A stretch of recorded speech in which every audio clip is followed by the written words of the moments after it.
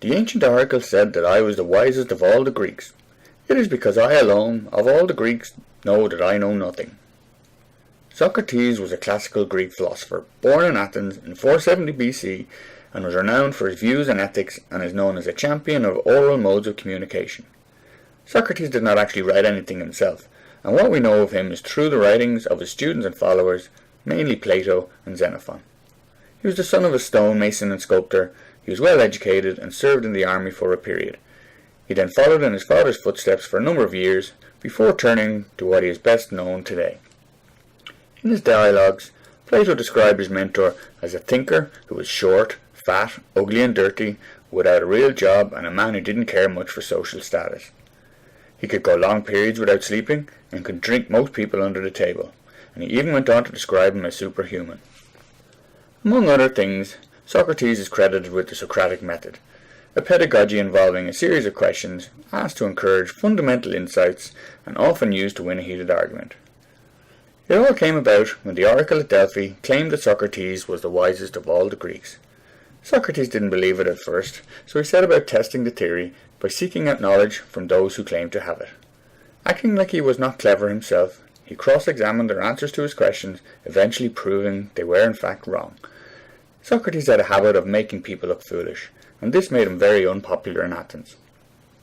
Let us look at an example. In his conversation with Euthyphro, Socrates asked about the source of piety. This is now known as the Euthyphro dilemma. "Hello, my friend. I was wondering if you could help me. I have a question about piety, and I know you are a very pious man." "Very well. What is your question, Socrates?" "What is piety?" "Being pious is to do what I am doing now, and that is honouring the gods, by going to convict a man for murder even though that man is my father." "I did not realize I asked you for an example of a pious action. I could be wrong, but I thought I asked you what piety is." "Okay, well then pious is doing what pleases the gods." "Much better, a much clearer definition. But don't the gods sometimes disagree on what pleases them?" "Yes, I suppose. There are things that please all the gods, and these are pious. And there are things they all find displeasing, and these are not pious." "Okay, good. But tell me this. Do the gods love a pious action because it is pious? Or is it a pious action because the gods love it?"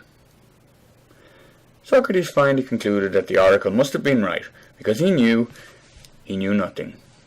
Socrates believed that fearing unknown things like death is folly, as it is another way of pretending to know something you don't, as we don't know death.